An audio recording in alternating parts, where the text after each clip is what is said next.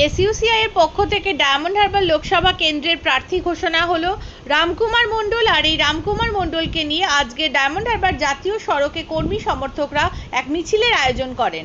এই নিউজটি নিবেদন করছে কসমো বাজার।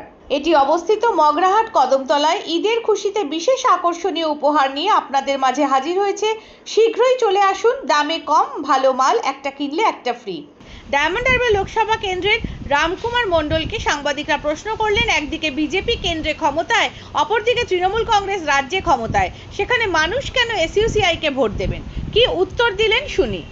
সারা বছর ধরে জনজীবনের জ্বলন্ত সমস্যা নিয়ে আন্দোলন চালিয়ে আসছে।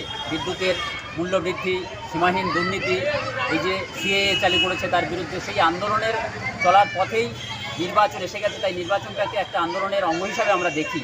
তাই সেই আন্দোলনের বার্তা নিয়ে আমরা মানুষের কাছে, মানুষকে সংঘবদ্ধ করতে, রাজনৈতিক সচেতন করতে আমরা প্রচারে বেরিয়েছি। একদিকে কেন্দ্রের ক্ষমতায় আছে বিজেপি, রাজ্যে ক্ষমতায় আছে তৃণমূল কংগ্রেস, তার বিরুদ্ধে মানুষ এসওসিকে ভোট দেবে কেন? আপনারা কি বলে ভোট চাইছেন? আপনারা তো জানেন, আন্দোলনের সাথে এসওসির নামটা ওতপ্রোতভাবে যুক্ত হয়ে গেছে।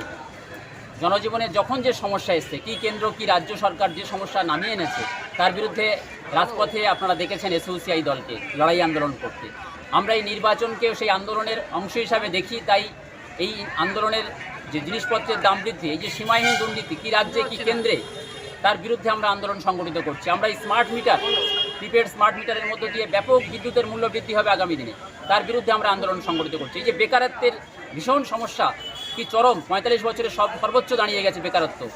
কি কেন্দ্র কি রাজ্য, কেন্দ্র সরকার যেমন ৩ লক্ষ পদ রেলের শূন্য পদ তারা নিয়োগ করছে না, বাদ দিয়ে দিয়েছে, তেমনভাবে রাজ্যের যোগ্য প্রার্থীরা রাস্তায় দাঁড়িয়ে আছে। এর বিরুদ্ধে আমরা আন্দোলন সংগঠিত করছি।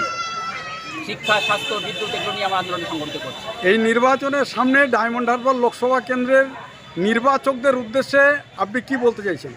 আমি নির্বাচকদের উদ্দেশ্যে যেটা বলতে চাই, আপনারা নির্বাচনে ব্যাপক প্রচারের হয়ে যাবেন, বিভ্রান্ত হবেন না। প্রতিশ্রুতিতে, মিথ্যা প্রতিশ্রুতিতে বিভ্রান্ত হবেন না। 52 সাল থেকে নির্বাচন চলে আসছে, কিন্তু আপনাদের যে অবস্থা সেই একই অবস্থায় থেকে যাচ্ছে।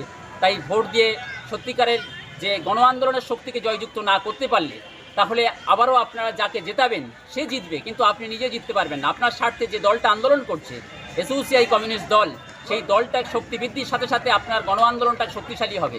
এবং আগামী দিনে সেই গণ আন্দোলনের কণ্ঠ যদি এই সংসদের অভ্যন্তরে যায়, তাহলে মানুষের দাবি দেওয়া নিয়ে সেই কথাগুলো সংসদের অভ্যন্তরে তুলে ধরতে পারবে। যেমনভাবে আপনারা জানেন, বিগত দিনে ডক্টর তরুণ মণ্ডল পার্লামেন্টের মধ্যে দিয়ে সেই মানুষের বক্তব্য তুলে ধরেছিলেন।